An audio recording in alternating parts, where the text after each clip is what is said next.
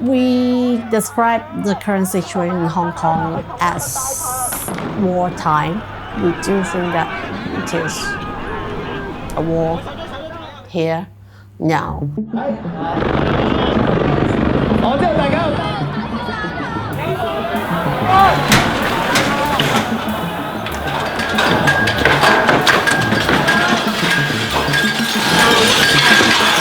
What began as a series of peaceful protests against a proposed law to allow Chief Executive Carrie Lam's government to extradite Hong Kongers to mainland China has become a de facto war about the future of democracy.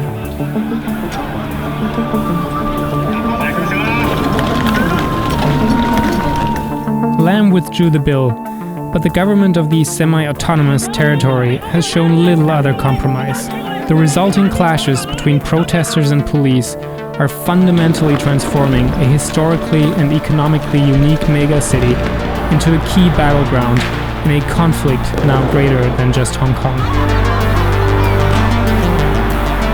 It's the people versus Carrie Lam, Hong Kong versus mainland China, democracy and freedom versus authoritarianism and governmental surveillance. But after nearly 6 months of resistance, who are the Hong Kongers keeping this seemingly impossible fight alive?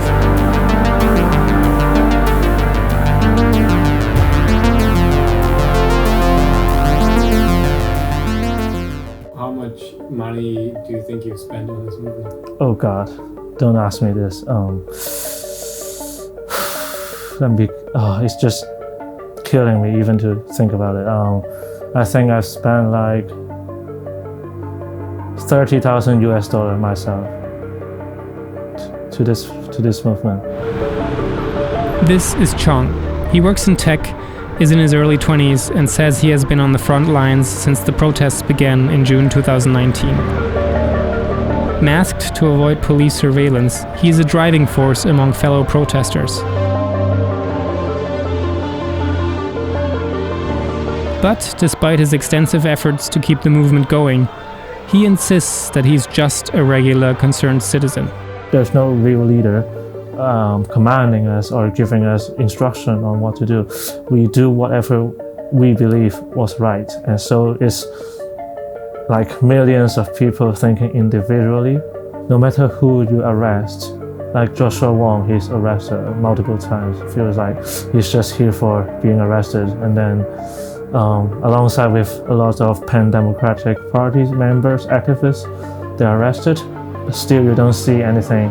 You don't see the movement dying out. We are still going on. Joshua Wong was one of the student leaders of the 2014 Umbrella Revolution.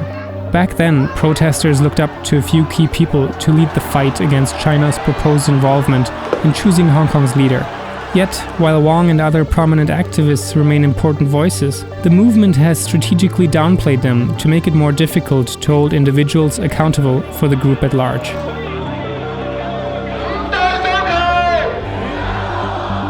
It's precisely this focus on the group over the individual that seems to have transformed Hong Kong fundamentally.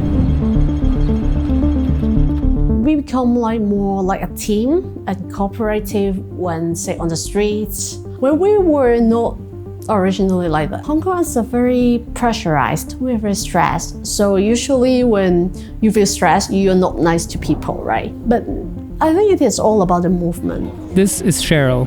She's an educator as well as a peaceful protester. When I say peaceful, it means she's not one of the mostly young Hong Kongers at the front lines wearing heavy protective gear such as gas masks and helmets in order to keep the increasingly violent police at bay. Instead, she helps in ways she knows best. Because I have been using Telegram for so many years, I soon joined a lot of groups. At first, when things were not yet well established, people came out and shouted in those groups to ask for help in different aspects. It was like just volunteering. Okay, I joined some groups for translation. We say that we are more in the publicity and propaganda teams. Using the encrypted messaging app Telegram to coordinate, Hong Kongers have crowdfunded millions of US dollars to publish full-page ads in major newspapers around the world. Cheryl helped translate the ads into multiple languages, listing the movement's 5 demands: the full withdrawal of the extradition bill, the unconditional release of all arrested protesters without prosecution, an end to characterizing protesters as rioters, an independent inquiry into police violence, and last but not least, universal suffrage to elect a truly democratic government.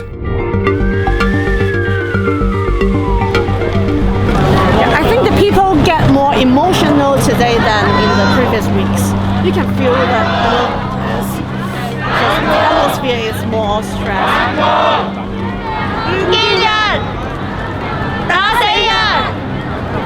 At Wan Chai, in front at the police headquarters, they have already fired tear gas, and then the police at the government headquarters, they have worn their masks already, so that means tear gas is on the way.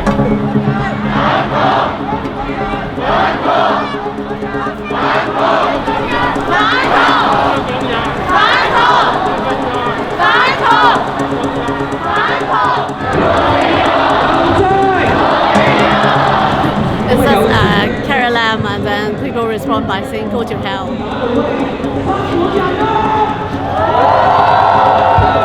They just announced that the next street is also packed with protesters. So I noticed that there are a lot of young kids out here. What do you think about that? I think the parents are very brave, and I'm very happy because it is a very positive and constructive first-hand civil education for the children. So they experience it and they would be able to judge what is right and wrong later on when they grow up. And also they can see with their naked eyes that we are not rioters. We are as peaceful as we can.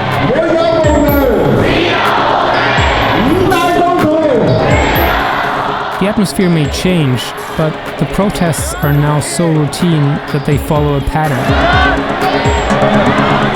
They asked us to disperse a little bit, so we leave more space to run in case we need to.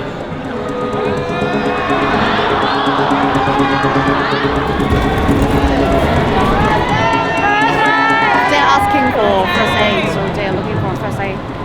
So you'll see some first aiders, you see running towards the front. Do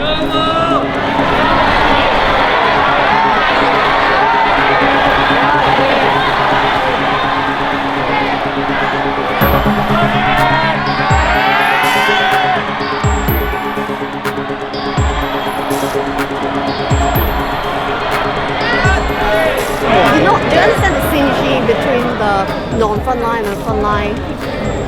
Well, have you ever thought why?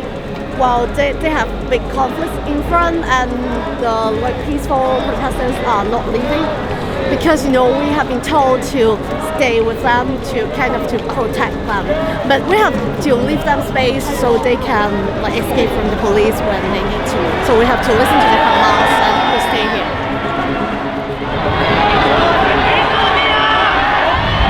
They are firing a lot of tear gas right in front.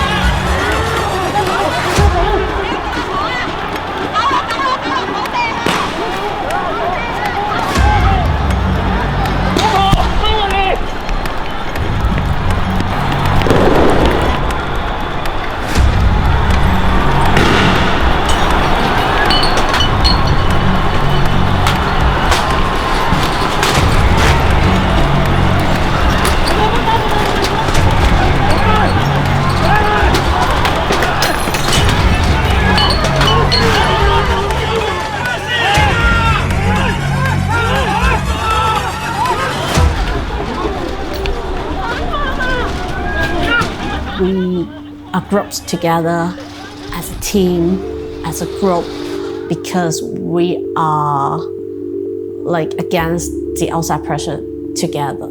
It's this understanding that only as a collective do Hong Kong protesters stand a chance that has opened up new forms of solidarity within the community. Many protesters like Chong, who says he belongs to the city's top 20% of earners, sacrifice not just time and energy, but also money to make sure everyone is able to participate in the movement. One of the gas masks and the filters cost around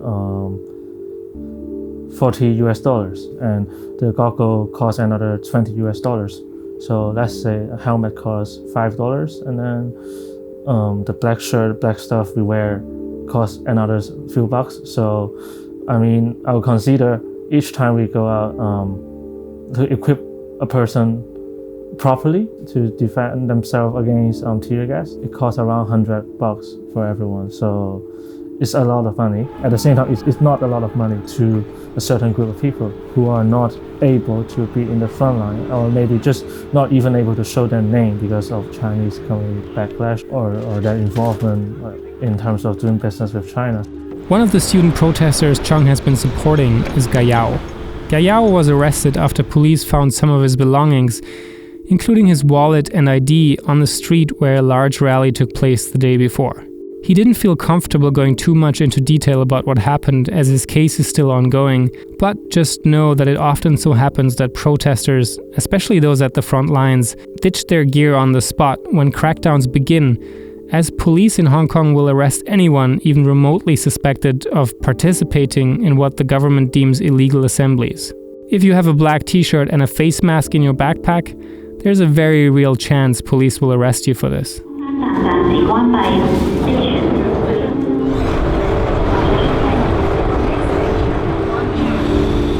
Sham Shui Po district are the lowest income, the district of the lowest income in Hong Kong. This is where Gayao lives with his mom, a secretary, and his dad, who works construction. When I ask him about his family's economic standing, he sheepishly says his family is unable to benefit from Hong Kong's economic power.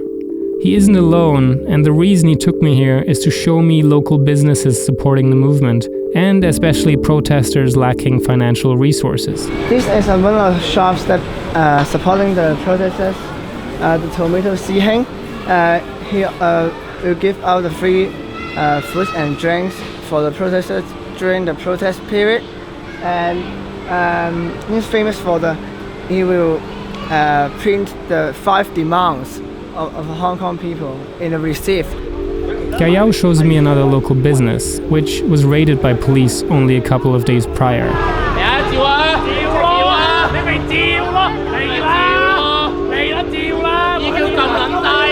It's a tiny shop that sells mostly protective gear, such as respirators, helmets, and laser pointers at incredibly cheap prices. Resources needed to resist an increasingly hostile and militarized Hong Kong police force. Gas mask filters, and this is bicycle helmets from Taiwan. It's this kind of solidarity that I see everywhere in the city. And yet, as the situation becomes more complicated, there's a growing dark side to the group dynamics on the streets. While Carrie Lam's government is considered the enemy that protesters are fighting, frustration is more and more directed toward Beijing and the Chinese Communist Party. And some Hong Kongers have become increasingly hostile towards Chinese people and businesses.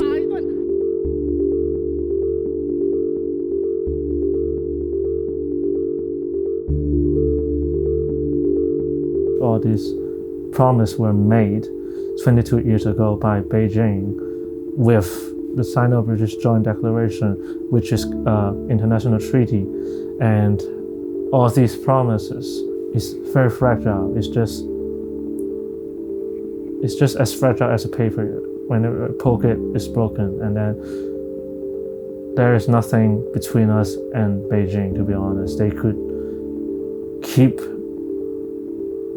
forcing their values, forcing their culture, forcing whatever the system they use in China to adopt, like to deploy it in Hong Kong, and then this is violating the one country, two systems. The unrest has turned into a war of cultures and a fight for Hong Kong's unique identity, defined by judicial, financial, and political independence. More than 1 million Chinese mainlanders have migrated to Hong Kong since Britain returned the territory to China in 1997. Yeah, and also the invasion of Chinese people, both by the Chinese tourists and the immigrants from China, from mainland China. I mean, my father was a new immigrant then, but for them at those days, they were willing to join the community. They were willing to, become a Hong Konger. But nowadays, those Chinese people, they keep speaking their own dialects. They keep speaking Mandarin. They don't want to learn about the Hong Kong culture. They don't want to be a part of it. They want to change our cultures. In recent years, tens of thousands of surveillance cameras have gone up, and China's influence in the city government has grown. Many Hong Kongers are terrified of this transformation. I've got a lot of friends who have got nearly depressed. I mean, I myself got nearly depressed at certain points, through these 4 months. We're really worried because we anticipate that if we lose, if the movement ends without any concrete possible, promises or really some real changes, we will be all caught. I am tired, I am exhausted, but I feel like spending all this time and the role I have in this movement, I'm not allowed to be very emotional. So every second I'm thinking about ways to make something creative, to make our protest more effective, outsmart the Beijing government. There's no rest in this movement. You keep going on, until one day we get our 5 demands. The people of Hong Kong are hurting. They've sacrificed their security, time, and money. But most importantly, they've sacrificed what many of us take for granted: normality. While it's easy to think this conflict is an internal affair for 20-somethings armed with umbrellas and laser pointers, it is a cautionary tale for all of us. China's economic power is strangling free speech worldwide, demonstrating this war is being fought not just in the streets of Hong Kong, but in business, art, and culture everywhere.